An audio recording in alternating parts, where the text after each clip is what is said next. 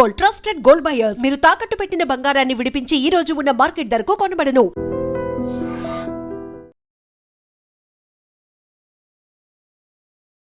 ఎందుకని డూప్లికేట్ ఓటర్లుగా ఉన్నారు, లేకపోతే వాళ్ళ పేరు మరోసారి ఓటర్ లిస్ట్లో కనిపిస్తోంది, లేకపోతే వాళ్ళంతా మిస్ అయిపోయారా?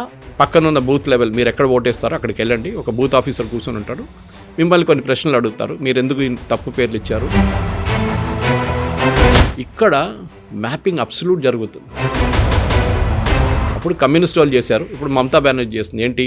దొంగ ఆధార్ కార్డు, అప్పుడు ఆధార్ లేకుండే దొంగ రేషన్ కార్డులు తయారు చేయడం, దొంగ బర్త్ సర్టిఫికేట్ తయారు చేయడం, టెన్షన్ మొదలైంది. మమతా బెనర్జీ ఏమో మీ కిచెన్లో ఉన్న ఎక్విప్మెంట్ అంతా రెడీ చేసుకోండి, పనిముట్లన్నింటినీ వాడండి అంటే ఆమె. దెన్ వాట్ అబౌట్ లాంగ్ రన్లో ఎఫెక్ట్ పడుతుంది, థ్రెట్ అవుతారు, లేకుంటే సెక్యూరిటీకి ప్రాబ్లం అవుతుంది, ఇవన్నీ ఉన్నాయి కదా. దాని గురించి ఎందుకు ఆలోచించట్లేవు రాష్ట్రాలు? మరి మీరు ఎందుకు ఎంకరేజ్ చేస్తున్నారు అంటే మీకు అది ఒక ఓట్ బ్యాంక్ పాలిటిక్స్. ఇప్పుడు యూపీలో. నమస్తే, నేను Kavitha. Welcome to I Dream News and నిజాలు. స్పెషల్ ఇంటెన్సివ్ రివిజన్కి సంబంధించి ఎలక్షన్ కమిషన్ 5 రాష్ట్రాల్లో ఇప్పటిదాకా జరిగినటువంటి వాటి లెక్కల్ని అందించింది. అందులోనూ ప్రధానంగా రాజస్థాన్లో 41.8 lakh ఓటర్లని తొలగించినట్టుగా అనౌన్స్ చేసింది. ఇక వెస్ట్ బెంగాల్కి సంబంధించి చూస్తే ఇప్పటికీ 58 లక్షల ఓట్లని తొలగించినట్టుగా అనౌన్స్ చేసింది. At the same time unmapped ఓటర్లు 32 లక్షల మంది దాకా ఉన్నారు. ఓవరాల్గా వెస్ట్ బెంగాల్కి సంబంధించి ఈ లెక్క 1.2 crore ఓటర్ల దాకా ఉండేట్టుగా ఇప్పుడు ఒక ఫిగర్ అనేది అయితే కనిపిస్తోంది. అఫీషియల్గా దానికి సంబంధించి ఒక డిక్లరేషన్ రావాల్సిన అవసరం ఉంది. ఇంతమంది ఓటర్లు, ఇన్ని లక్షల మంది ఓటర్లు ఎందుకని డూప్లికేట్ ఓటర్లుగా ఉన్నారు, లేకపోతే వాళ్ళ పేరు మరోసారి ఓటర్ లిస్ట్లో కనిపిస్తోంది, లేకపోతే వాళ్ళంతా మిస్ అయిపోయారా, చనిపోయారా, ఏం జరిగింది, ఎందుకని ఇంత పెద్ద ఎత్తున ఈ లెక్కలు బయటపడుతున్నాయి? At the same time oppose కూడా ఎందుకని కనిపిస్తోంది? మనతో పాటుగా ఉన్నారు సీనియర్ జర్నలిస్ట్ సురేష్ కొచ్చతిల్ గారు. సార్ నమస్తే. మనం ఇప్పటిదాకా బీహార్ మాట్లాడుకున్నాము, వెస్ట్ బెంగాల్ మాట్లాడుకున్నాము, బట్ సర్ప్రైజింగ్లీ రాజస్థాన్లో కూడా 41.8 lakh ఓటర్స్, అది కూడా వాటిని తొలగించారు అనుకుంటే ఎక్కడ తక్కువ నెంబర్ అనేది కనిపించట్లేదు కదా. ఎక్సెప్ట్ లక్షద్వీప్లో 1400 ఓటర్లు ఉన్నారు, ఎందుకంటే అక్కడ తక్కువ జనాభా ఉంది కాబట్టి. ఈవెన్ గోవాలో కూడా 1,00,000కు పైగా ఓట్లు అనేవి ఉన్నాయి, పుదుచ్చేరిలో 1,00,000కు పైగా. ఇవన్నీ కూడా duplicate votes, dead votes and permanently migrated voters, 3 కేటగిరీలు అన్నమాట. మనం లాస్ట్ ఓటర్ రివిజన్ జరిగింది మన్మోహన్ సింగ్ టైంలో 2002లో. అది 2003 దాకా ఎక్స్టెండ్ అయింది. దానికి ఒక బేస్ ఇయర్గా తీసుకున్నారు ఎలక్షన్ కమిషన్. ఆ ఎలక్షన్ కమిషన్ ఏమంటున్నారు, అప్పుడు మీ నాన్నగారు అమ్మగారు లేకుంటే మీరు కూడా ఓటర్ లిస్ట్లో ఉంటే then there is no problem, మీరు మ్యాచ్ చేసుకోవచ్చు. ప్రాజనీ మ్యాపింగ్ అంటారు. అంటే మీ నాన్నగారి పేరు ఇదని మీరు చూపిస్తే అది అక్కడ మ్యాచ్ అవుతుంది, ఏదో ఒక కాన్స్టిట్యున్సీలు ఉంటుంది, మీరు ఇద్దరు మ్యాచ్ అయిపోతుంది కంప్లీట్. లేకుంటే మీ అమ్మగారి పేరు, ఇద్దరు లేకుంటే మీ రిలేటివ్స్ పేరు ఉంటుంది, మ్యాచ్ చేసుకోవచ్చు. ఇది చాలా పెద్ద ఎక్సర్సైజ్ జరిగింది. ఇప్పుడు మనకు తెలిసింది, మీరు చెప్పినట్ల రాజస్థాన్లో 41 లక్షలు అంటే మనం అనుకుంటాం వెస్ట్ బెంగాల్ కన్నా తక్కువే కదా, 58, ఇది 41 కాదు. వాళ్ళ దగ్గర ఓటింగ్ పాపులేషన్ 5 కోట్లే. West Bengal voting population close to 8 crores. అప్పుడు మీరు 8 crores to 58 lakhs విజావి 5 crores to 41 lakhs అనే ఒక కాంబినేషన్ వేసుకుంటే, మ్యాథమెటికల్ ఈక్వేషన్ వేసుకుంటే మీకు తెలిసిపోతుంది రాజస్థాన్ నంబర్లు ఎక్కువనే. ఇంకా అంటే వెస్ట్ బెంగాల్ నంబర్లు మినిమం 1 crore ఉంటేనే రాజస్థాన్ నెంబర్తో మ్యాచ్ అవుతుంది. 1 crore కాకుండా అట్లీస్ట్ 80 lakhs. మీకు గుర్తుంది, నేను ఒక స్టడీ చెప్పాను కవిత గారు మీకు, ఒక 2 నెలల ముందు మనం మాట్లాడుకున్నాం. ఫస్ట్ SIR అనౌన్స్ చేసినప్పుడు ఒక స్టడీ చేస్తున్నారు, ఒక రీసెర్చ్ ఆర్గనైజేషన్, చాలా డీటెయిల్గా చేశారు, చాలా బాగా చేశారు. ఇన్ఫ్యాక్ట్ అది పబ్లిష్ చేసింది RSS వాళ్ళు, బీజేపీ వాళ్ళు అంటే మనం అనుకోవచ్చు, కాదు. అది ఫస్ట్ టైం పబ్లిష్ చేసింది టెలిగ్రాఫ్ అనే ఒక న్యూస్ పేపర్ వెస్ట్ బెంగాల్లో, totally pro communist, anti Modi. And Hindu దాని తర్వాత నెక్స్ట్ పబ్లిష్ చేసింది, వాళ్ళు పబ్లిష్ చేశారు ఆ సర్వే రిపోర్ట్. నాకు ఆర్గనైజేషన్ గుర్తులేదు ఎవరు చేశారు, కానీ వాళ్ళు చాలా బాగా చేశారు. ఎట్లా చేశారంటే ఫస్ట్ వాళ్ళు 2002 ఓటర్ లిస్ట్ తీసుకున్నారు. ఆ ఓటర్ లిస్టులో ఉన్న అందరి పేర్లు సిస్టంలో ఎంటర్ చేసిన తర్వాత వాళ్ళు దానికి మ్యాచింగ్ మొదలుపెట్టారు. 2002 తర్వాత వాళ్ళు ప్రతి సంవత్సరంలో రివిజన్ జరిగినప్పుడు, అప్పుడు స్పెషల్ రివిజన్ కాదు, స్పెషల్ ఇంటెన్సివ్ రివిజన్ కాదు, ఒట్టే మీ ఇంటికి వస్తారు, మీరు ఉన్నారా లేదా కనుక టిక్ కొట్టేసి వెళ్ళిపోతారు. ఇది జరిగేది. ఆ టైంలో ఏం జరిగిందో ఆ లిస్ట్లో చూస్తే కూడా చాలామంది ఆ లిస్ట్లో కనిపించకుండా పోయారు. ఏది అసెంబ్లీ ఫర్ ఎగ్జాంపుల్ 2002 తర్వాత 2007 అనుకుందాం, చాలామంది లేరు. సో వాళ్ళు ఏం చేశారంటే ఆ నంబర్లను తీసేశారు. నెక్స్ట్ వాళ్ళు ఏం చేశారంటే డెత్ అండ్ బర్త్ సర్టిఫికేట్ చూశారు వెస్ట్ బెంగాల్లో ఇష్యూ చేసినా కానీ. అప్పుడు వాళ్ళు అది మ్యాచ్ చేసుకుంటూ వెళ్ళిపోతే లాస్ట్ 2025కి వచ్చేదాకా వాళ్ళు చూసిన లిస్ట్ ప్రకారం వెస్ట్ బెంగాల్లో 1 కోటి మంది ఎక్స్ట్రా ఓటర్లు ఉన్నారు. ఫర్ ఎగ్జాంపుల్ ముషీదాబాద్ లాంటి constituency which is very minority heavy కాన్స్టిట్యున్సీలో పాపులేషన్ కన్నా ఎక్కువ ఓటర్లు ఉన్నారు. ఆలోచించండి, పాపులేషన్ కన్నా ఎక్కువ ఓటర్లు ఉన్నారు. అది కాకుండా మొన్ననే ఎలక్షన్ కమిషన్ కన్నా ముందు వీళ్ళు ఎస్ఐఆర్ స్టార్ట్ చేసి అదే టైంలో UIDA, that is unique identification authority, చెప్పండి ఆధార్ ఇష్యూ చేసిన అథారిటీస్ వెస్ట్ బెంగాల్లో 34 లక్షల మంది చనిపోయారని చెప్పి వాళ్ళ ఓటర్ ఐడి కార్డ్ వాళ్ళ ఆధార్ డీయాక్టివేట్ చేశారు. 16 డిజిట్ను ఆధార్ డీయాక్టివేట్ చేశారు. వాళ్ళకి ఎక్కడి నుంచి వచ్చింది డేటా? వాళ్ళకి వెస్ట్ బెంగాల్ గవర్నమెంట్ దగ్గర ఉన్న డేటా వాళ్ళు తీసుకున్నారు, బర్త్ అండ్ డెత్ సర్టిఫికేట్స్ నుంచి. ఇప్పుడు ఇంపార్టెంట్ ఏంటంటే దీంట్లో ఎందుకు చేశారని చాలామంది అడిగారు. ఇప్పుడు ఎందుకు చేస్తున్నారు అంటే ఈ 32 లక్షల మంది చనిపోయిన వాళ్ళలో చాలామంది ఆధార్ కార్డు ఇప్పుడు కూడా వాడుకుంటున్నారు. ఎవరో సిమ్ యాక్టివేషన్కి వాడుకుంటున్నారు, బ్యాంక్ అకౌంట్కి వాడుకుంటున్నారు, లోన్ల కోసం వాడుకుంటున్నారు. అంటే అంత ఫేక్. లోన్ తీసుకుని వాడు గాయమైపోతాడు, మన సిమ్ కార్డ్ తీసుకొని ఏదో ఇల్లీగల్ యాక్టివిటీకి యూజ్ చేసుకుంటాడు, దానికోసం డీయాక్టివేట్ చేసి పడేశారు. మన ఆధార్ కార్డు ఒక స్పెషాలిటీ ఏంటంటే ఈ 16 డిజిట్లో ఇంకోసారి మీరు క్రియేట్ చేయలేరు. ఫర్ ఎగ్జాంపుల్ ఒక 16 డిజిట్ నెంబర్ ఉందనుకోండి, డీయాక్టివేట్ అయితే ఇంకొకసారి అది ఎక్కడైనా ఒక 2 సంవత్సరాల తర్వాత అదే నెంబర్ ఇష్యూ చేయాలంటే కాదు, ఆ నెంబర్ యూనిక్ ఉంటుంది దానికి. సో డీయాక్టివేట్ అయిపోయింది. సో మీరు నెక్స్ట్ టైం సిమ్ కార్డ్ తీసుకోవడానికి వెళ్తే మీ ఆథరైజేషన్ చెక్ చేయడానికి, మీ జెన్యూనిటీ చెక్ చేయడానికి ఆధార్ చెక్ చేస్తే డీయాక్టివేట్ అని చూపిస్తుంది, మీకు సిమ్ డిక్లైన్ చేస్తారు. కానీ మన దగ్గర ఎట్లా అంటే పక్కన ఒక ఛత్రి వేసుకొని కూర్చొని ఉంటాడు, కూడా సిమ్ కార్డులు అమ్ముతూనే ఉంటాడు.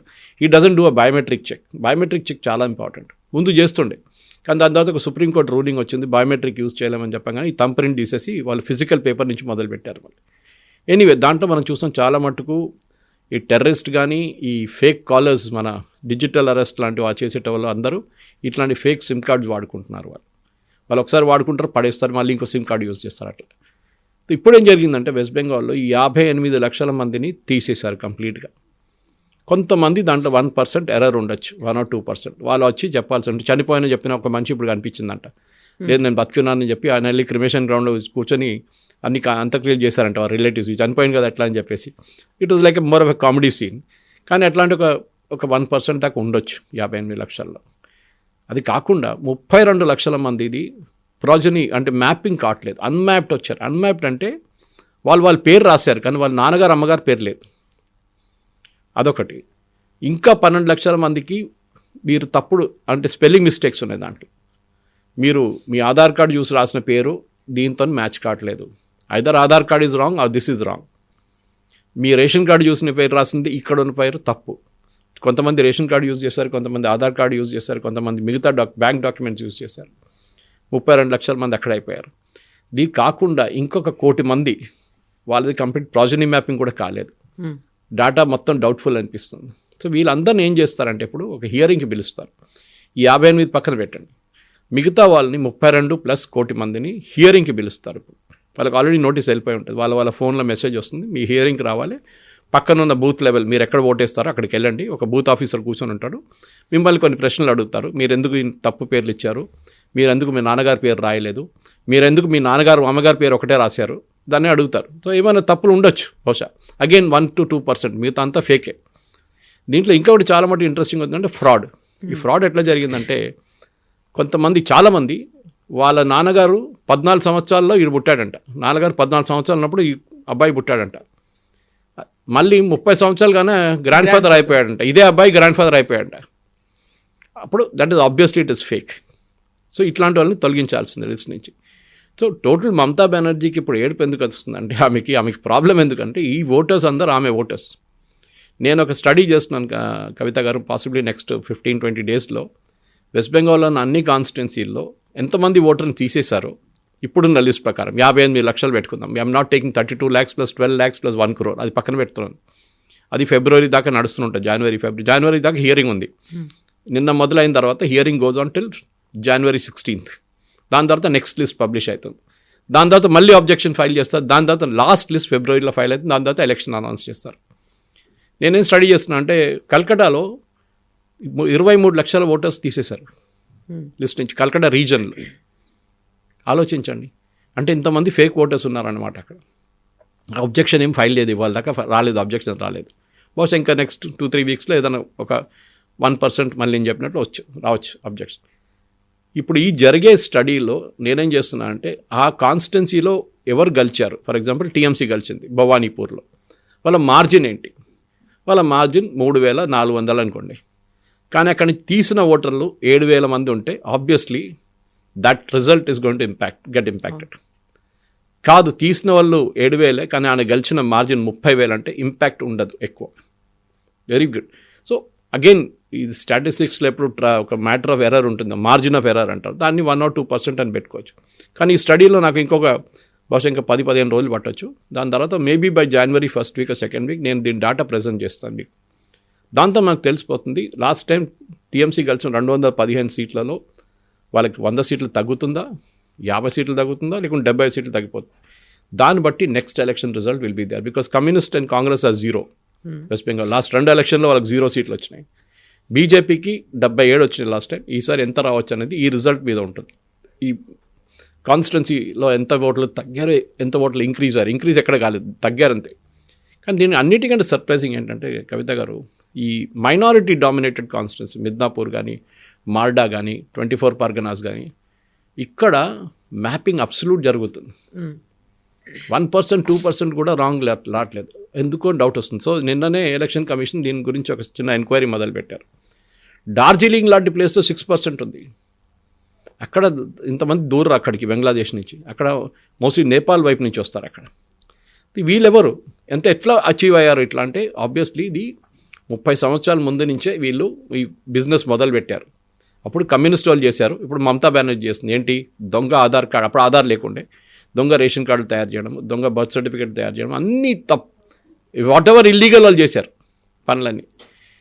ఇది now we have to go back and trace. కానీ 30 సంవత్సరాల ముందు తీసుకున్న ఒక ఎస్ఎస్సి సర్టిఫికేట్ మీరు ఇప్పుడు వెళ్ళి దాన్ని అథెంటిసిటీ డిటర్మైన్ చేయలేరు, చాలా కష్టం.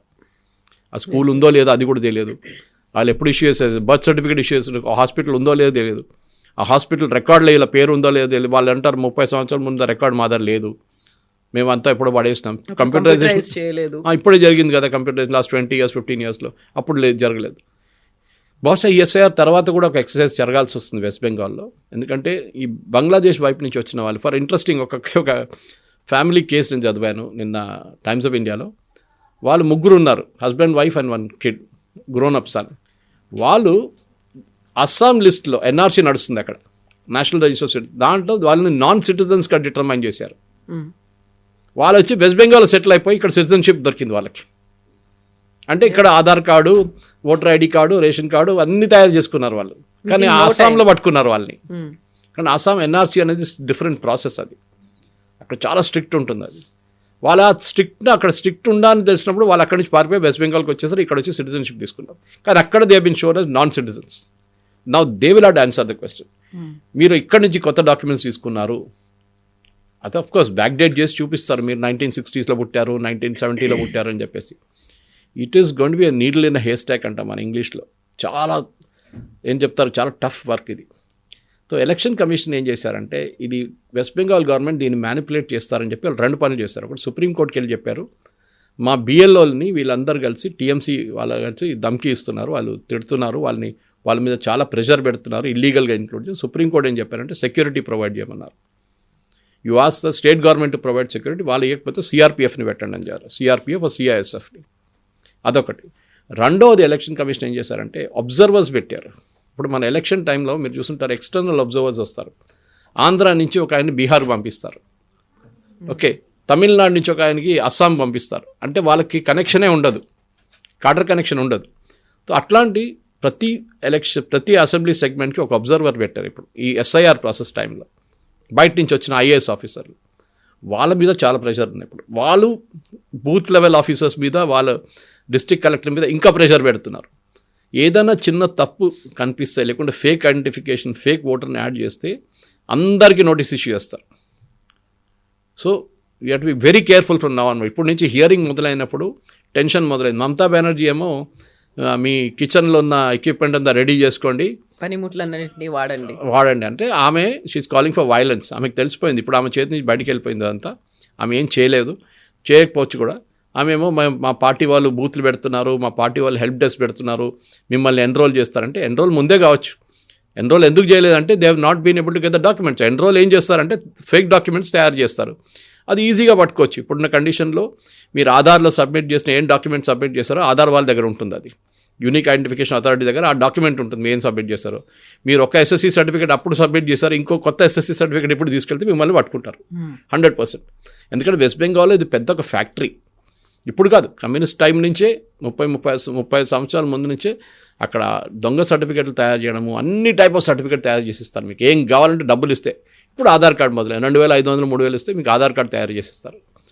So that is why citizenship Aadhaar is not a citizenship document అని సుప్రీంకోర్టు కూడా జడ్జ్మెంట్ ఇచ్చారు. ఎందుకంటే it is only an identification proof. It tells you Suresh Kochatla ఈ సురేష్ కోచాట్ల అంతే. ఆధార్కి ఇంకేం లేదు, మీ అడ్రస్తో సంబంధం లేదు, మీ ఏజ్తో సంబంధం లేదు, ఏం లేదు. You are only the person. So citizenship కాదు, ఆధార్ సిటిజన్షిప్ డాక్యుమెంట్ కాదు.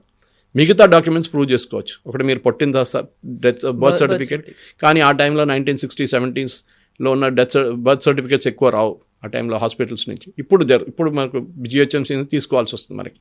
అది కాకుండా 10th class certificate, passport, these are all documents మీరు ప్రూవ్ చేసుకోవచ్చు that you are a citizen of India అని.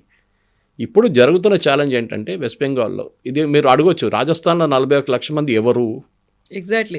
ఇప్పుడు 40 లక్షలు, 50 లక్షలు, 60 లక్షలు, 80 లక్షలు ఇంతమంది ఉన్నారంటే బయట నుంచి ఎవరో వచ్చి ఉంటే వాళ్ళకు ఓన్లీ అక్కడ లైవ్లీహుడ్ ఒక షెల్టరో ఇవ్వడం మాత్రమే కాదు, ఎవ్రీడే రోటీ కపడా మకాన్ అనేవి ఉంటాయి, ఇవన్నీ చూపించాలి. మళ్ళీ వాళ్ళకి కావాల్సినటువంటి లైవ్లీహుడ్ ఇవంతా కల్పించాలి. ఇవంతా స్టేట్కి ఒక బర్డన్లా అవుతుంది. ఎవరి ఇంట్రెస్ట్ కోసము అనేది వస్తుంది. వాళ్ళతో వస్తే ఓట్లు వేయించుకుంటే ప్రభుత్వం ఏర్పడుతుందేమో, కానీ దెన్ వాట్ అబౌట్ లాంగ్ రన్లో ఎఫెక్ట్ పడుతుంది, థ్రెట్ అవుతారు, లేకుంటే సెక్యూరిటీకి ప్రాబ్లం అవుతుంది. ఇవన్నీ ఉన్నాయి కదా, దాని గురించి ఎందుకు ఆలోచించట్లేవు రాష్ట్రాలు? మరి ఓట్ బ్యాంక్ పాలిటిక్స్ సింపుల్. ఓటేస్తారు, అయిపోతుంది, అక్కడ గవర్నమెంట్ ఫామ్ చేసుకుంటారు, నెక్స్ట్ టైం మళ్ళీ వాళ్ళు ఓటేస్తారు. మరో 5 ఏళ్ళ పండుగ కదా, ఓట్ పండుగ ఉంటుంది త్రూఅవుట్. 5 సంవత్సరాల దాకా వెయిట్ చేయక్కర్లేదు. ఒక లోక్సభ కాగానే అసెంబ్లీ కాగానే లోకల్ బాడీ కాగానే మున్సిపాలిటీ, లేకుంటే సర్పంచులు, లేకుంటే జెడ్పీటీసీలు, ఎంపీటీసీలు నడుస్తుంది. పండుగ ఎలక్షన్. అదే కదా, ఎప్పుడైనా మోడల్ కోడ్ ఆఫ్ కండక్ట్ ఉంటుంది మన దగ్గర, త్రూఅవుట్ ద ఇయర్ ఉంటుంది. So this is the main thing. అంటే మీరు ఎందుకు ఎంకరేజ్ చేస్తున్నారు అంటే మీకు అది ఒక ఓట్ బ్యాంక్ పాలిటిక్స్. ఇప్పుడు యూపీలో 2 కోట్ల మంది దాకా పోతారు out of the voter list. ఎందుకంటే వాళ్ళ ఓటర్ బేస్ చాలా పెద్ద. I think it's almost close to 18 crores or 20 crores వాళ్ళ ఓటింగ్ పాపులేషన్. దాని నుంచి 2 నుంచి 3 కోట్ల మందిని డెఫినెట్గా పోతున్నారని చెప్తున్నారు. Already 2 crores identified. వాళ్ళది డేట్ ఎక్స్టెండ్ చేశారు, ఎందుకంటే పాపులేషన్ చాలా ఎక్కువ ఉందని చెప్పి ఓటింగ్ పాపులేషన్ డేట్ ఎక్స్టెండ్ చేశారు. బహుశా ఇంకా వారంలో వాళ్ళ డీటెయిల్స్ కూడా రావచ్చు, మధ్యప్రదేశ్తో సహా, మహారాష్ట్రతో సహా, దాన్ని పెద్ద స్టేట్స్. ఇన్ని లక్షలు కోట్ల మంది ఉన్నారు అంటే వీళ్ళందరూ ఇల్లీగల్గా వచ్చినటువంటి మైగ్రెంట్స్ అయినా, లేకుంటే ఒక చోటు నుంచి ఇంకో చోటికి బతుకు తెరువు కోసం పోయిన వాళ్ళు అనుకోవాలా? వాళ్ళ ప్రాబ్లం లేదు కదా. మీరు ఒక చోటు నుంచి ఒకటి వెళ్తే మీకు ప్రాబ్లం లేదు, మీది ఏదో ఐడెంటిటీ డాక్యుమెంట్ మీ దగ్గర ఉంటుంది. ఇదంతా ఇల్లీగల్గా దూరిన వాళ్ళు. సుప్రీంకోర్టు చెప్పారు కదా, రోహింగ్యా కేసులో సుప్రీంకోర్టులో హెబియస్ కార్పస్ వేసిన సుప్రీంకోర్టు ఏం చెప్పారు? Justice Kant was there, chief justice. మనకు ధర్మశాల కాదు, మన దేశంలో ఉన్న పిల్లలకి చదువు చెప్పడానికి ఫ్రీ ఎడ్యుకేషన్ ఇవ్వడం బదులు రోహింగ్యా వాళ్ళు వచ్చి వాళ్ళు తీసుకుంటే ఏంటిది? మన దగ్గర రేషన్ ఇవ్వాల్సింది, మనం ఇవ్వాల్సిన బియ్యం వాళ్ళకి ఎందుకు ఇవ్వాలి? We are not a dharamshala. Bangladesh వాళ్ళని, రోహింగ్యాలను తీసుకోవడానికి we are not here for that. Problem ఎక్కడొచ్చిందంటే ఈ కాంగ్రెస్ ఓట్ బ్యాంక్ పాలిటిక్స్లోనే ఇదంతా జరిగింది. ఎందుకంటే మన అందరూ తెలిసి ఇదంతా స్టార్ట్ అయింది అస్సాం నుంచి. అస్సాంలో ఇంత పెద్ద అజిటేషన్ జరిగినప్పుడు, అప్పుడు All Assam Students Union Prafulla Kumar Mahanta లీడర్షిప్లో జరిగిన తర్వాత అక్కడ బందుల మీద బందులు, అటాక్లు, అది ఇది, నెల్లీ మ్యాసెక్కర్ ఒకటి జరిగింది, చాలా మటుకు అట్లాంటిది. దాని తర్వాతనే రాజీవ్ గాంధీ గారు ఒప్పందం చేశారు ఆసుతో.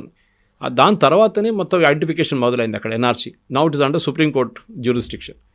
ఇది మొత్తం దేశంలోకి ఎన్ఆర్సీ నడవాల్సింది కవిత గారు. ఎందుకంటే ప్రతి దేశంలో ఒక రిజిస్టర్ ఉంటుంది.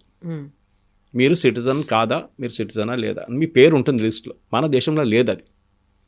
మన దేశంలో అట్లాంటి ఒక డాక్యుమెంట్ అందరూ ఏమనుకున్నారు, Aadhaar is the citizenship. No, Aadhaar is not the citizenship document. మన దేశంలో కావాల్సింది ఎన్ఆర్సీ.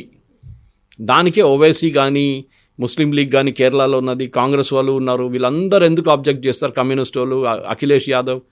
ఎందుకంటే వాళ్ళకి భయం ఏంటంటే ఇట్లాంటి అందరూ లిస్ట్ నుంచి బయటికి వెళ్ళిపోతారు. ఒకసారి మీకు ఒక సిటిజన్షిప్ నెంబర్ ఇస్తే, అమెరికాలో ఉంది సోషల్ సెక్యూరిటీ నెంబర్ అంటారు వాళ్ళ దగ్గర, అట్లాంటి ఒక నంబర్ ఇచ్చేస్తే then you are a citizen of this country. మీకు బెనిఫిట్స్ దాని మీద తీసుకోవచ్చు మీరు. ఇప్పుడు ఎప్పుడు కావాలంటే వాడు దూరిపోయింది భారతదేశంలో. బంగ్లాదేశ్లో 65 నుంచి, దానికన్నా ముందు 47 నుంచి మొదలైంది, 71లో పీక్ అయింది అది. రోహింగ్యాలు ఇప్పుడు వచ్చారు, దానికన్నా ముందు పాకిస్తాన్ వైపు నుంచి చాలామంది ఇక్కడ వచ్చి సెటిల్ అయిపోయారు. అందరూ ఉన్నారు. కానీ సిటిజన్షిప్ అమెండ్మెంట్ యాక్ట్ తీసుకొచ్చిన తర్వాత ఇప్పుడు మటువా కమ్యూనిటీ లాగా వెస్ట్ బెంగాల్లో వాళ్ళు కూడా సిటిజన్షిప్ ఇస్తున్నారు. వాళ్ళ దాంట్లో కూడా ఆల్మోస్ట్ 1 కోటి మంది హియరింగ్కి ఉన్నారు వాళ్ళు. కానీ వాళ్ళు చెప్పొచ్చు మాకు SMS వచ్చిందండి, citizenship document has been approved అని. దట్ ఈస్ ఇనఫ్ గవర్నమెంట్కి, ఎలక్షన్ అథారిటీస్కి. కానీ ఇటువైపు రాజస్థాన్ వైపు 41 లక్షల చాలామంది మస్ట్ బీ ఫ్రమ్ పాకిస్తాన్. అక్కడి నుంచి వచ్చి సెటిల్ అయిన వాళ్ళు ఉంటారు మన దగ్గర. వీళ్ళు ఎవరు? కాశ్మీర్ మొదలు కాలేదు ఇంకా, అక్కడ ఇంకా ఉంది పెద్దది, అక్కడ ఇంకా పెద్ద స్టోరీ వస్తుంది అక్కడ. మీకు బహుశా తెలుసో లేదు, కవిత గారు, పాకిస్తాన్లో నుంచి ఒక అబ్బాయి కాశ్మీరీ అమ్మాయిని పెళ్లి చేసుకోవచ్చు and she will retain her land. Exactly. అదే అమ్మాయి ఇండియన్ అబ్బాయితో పెళ్లి చేసుకుంటే ల్యాండ్ పోతుంది. Still article 370 was revoked. అది యాక్చువల్లీ 375 లేకుండే, అది 35A ఉండేది, which was an ordinance which Nehru illegally continued for almost 30 years. Nehru అని కాదు, నెహ్రూ తర్వాత వచ్చిన వాళ్ళు కూడా. ఒక ఆర్డినెన్స్ లైఫ్ 6 months, దాని తర్వాత ఉండదు, పనికిరాదు అది. కానీ రాజేంద్ర ప్రసాద్ గారు సైన్ చేసిన ఆ ఆర్డినెన్స్ నెహ్రూ గారి టైం నుంచి మోదీ గారు విత్డ్రా చేసేదాకా నడిచిందనమాట, 70 సంవత్సరాల దాకా. So obviously it was illegal. అట్లాంటి చాలా ఉన్నాయి. SC ST కోటాలు లేకుండే జమ్మూ కాశ్మీర్లో, 370 వాజ్ రిమూవ్డ్. ఎవరైనా అడిగారండి? కాంగ్రెస్ వాళ్ళు ఎవరైనా అడిగారా ఎందుకు SC ST OBC కోటా ఇవ్వట్లేదు? అక్కడ OBC ఇచ్చారు కొంతమంది, ఎందుకంటే కాశ్మీర్లో కొంతమంది ముస్లిమ్స్ BC కోటాలు వస్తారు, బకర్వాల్స్ లాంటి వాళ్ళు. కానీ SC STs కోటా ఎందుకు ఇవ్వట్లేదండి కాశ్మీర్లో? ఎందుకు ఇవ్వలేదు ఇన్ని సంవత్సరాలు? అడిగారు కాంగ్రెస్ వాళ్ళు? వీళ్ళు దాని రోజు పొద్దున్న లేవగానే రాహుల్ గాంధీ ఏడుస్తూనే ఉంటారు కదా కోటాల గురించి. So this is where it comes. ఇది పెద్ద ఎక్సర్సైజ్, SIR ఎక్సర్సైజ్, ఈ స్పెషల్ ఇంటెన్సివ్ రివిజన్ ఎక్సర్సైజ్ని ఒపోజ్ చేయడంలోనే మీకు తెలిసిపోతుంది. యోగి ఆదిత్యనాథ్ గారు మాట్లాడలేదే. ఎగ్జాక్ట్లీ. ఎందుకంటే ఇక్కడ మనం ఓన్లీ లక్షల్లో చూస్తున్నాం, అక్కడ 2 కోట్లు అంటున్నారు మీరు. రాజస్థాన్లో 41 లక్షల మంది తీసే ముఖ్యమంత్రి ఏడుస్తున్నారా? నో, ఈ SIR remove it, I have no problem. ఎందుకు మా ఓట్ వాళ్ళు ఇల్లీగల్ వాళ్ళు తీసేసేయండి. లేదు ఇల్లీగల్ వాళ్ళు ఉంచుకోవాలని చెప్తున్న వాళ్ళు మమతా బెనర్జీ లాంటి వాళ్ళు, అఖిలేష్ యాదవ్ లాంటి వాళ్ళు, తేజస్వి యాదవ్ లాంటి వాళ్ళు అబ్జెక్ట్ చేస్తున్నారు. ఇక్కడ స్టాలిన్, శ్రీలంక నుంచి ఎంతమంది తమిళన్స్ వచ్చి సెటిల్ అయితే తెలియదు, ఇప్పుడు తెలిసిపోతుంది. ఇప్పుడు అక్కడ కూడా ఆల్మోస్ట్ 60 లక్షలు ఉందని చెప్తున్నారు, ఇంకా ఒఫీషియల్ ఫిగర్స్ బయటికి రాలేదు. అక్కడ కూడా ఉంటుంది minimum.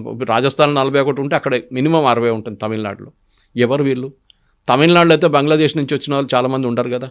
Who are these people? Did they come from Sri Lanka? Sri Lanka వచ్చి మన సిటిజన్షిప్ ఇవ్వాలని ఎప్పుడు అగ్రిమెంట్ పెట్టుకోలేదు వాళ్ళతో. We said we'll keep them as refugees. Special camp setup చేసాం వాళ్ళ కోసం LTTE టైంలో. అది అయిపోయింది, ఖతం. Camps are dismantle now. కానీ మళ్ళీ తెలంగాణ, ఆంధ్రప్రదేశ్ ఇప్పుడు వస్తుంది, వెయిట్ చేయండి. ఇక్కడ కూడా ఉంటుంది. ఇక్కడ రోహింగ్యా క్యాంపులు ఉన్న రోహింగ్యా ఫుట్బాల్ టీం ఉంది ఇక్కడ, వాళ్ళకి యూట్యూబ్ ఛానల్ ఉంది ఒకటి. సో ఇట్లాంటి దాంట్లో చాలామంది ఇక్కడ కూడా పట్టుబడతారు. కానీ మనకు వచ్చినప్పటికల్లా ఈ major states UP, Rajasthan, Madhya Pradesh, ఈ 3 స్టేట్ అండ్ మహారాష్ట్ర, ఈ 4 స్టేట్లో ఉన్న ఫిగర్స్ మీకు షాక్ అయిపోతుంది. దాంట్లో రాజస్థాన్ ఆల్రెడీ ఫిగర్స్ వచ్చేస్తుంది మనకి. ఈ 3 స్టేట్లు చూడండి, మినిమం యూపీ అయితే 2 కోట్ల మంది కన్నా ఎక్కువ ఉంటారు. 2,50,00,000 మంది దాకా లిస్ట్ నుంచి బయటికి వెళ్ళిపోతారు. భారతదేశంలో 100 కోట్ల ఓటర్లు అని చెప్పుకున్నాను మనం ఒక సంవత్సరం ముందు. 100 కోట్లు లేరు. అప్పుడే నేను చెప్పాను 88 crores ఉంటుంది, 86 to 88 crores. మిగతా అంతా 12 crores fake, dead, missing. That is ఈ అడ్రస్లో మీరు లేరు, that is permanently migrated or duplicate voters. ఈ 3 తీసేస్తేనే మీకు 12 కోట్ల మంది వెళ్ళిపోతారు లిస్ట్ నుంచి. దాని తర్వాత ఈ మ్యాపింగ్, ప్రాజనీ మ్యాపింగ్లో మీరు బయట నుంచి వచ్చిన మీ అమ్మ నాన్నగారి పేరు తప్పు, లేకుంటే 14 వయసులోనే మీరు పుట్టారు, మీకు అబ్బాయి అయిపోయాడు, అమ్మాయి అయిపోయారు, మీరు 30 సంవత్సరాలు కానీ మీరు గ్రాండ్ ఫాదర్ అయిపోయారు, మీ నాన్నగారు అమ్మగారి పేరు ఒకటే, అది ఎట్లా అవుతుందండి? ఇదన్నీ ఇక్కడ తీయాల్సి వస్తుంది, బయటకు వస్తుంది. We never created a proper documentation till now. అది ఇప్పుడు జరుగుతుంది. సో మామూలుగా ట్రెమార్సే కాదు, ఎత్తుకు రాబోతోంది. ఇంకా చూస్తున్నాండి తమాషా, అవి పిక్చర్ అవి బాకీ హై అవి. Yes, sir. Thank you so much. Thank you. Thank you.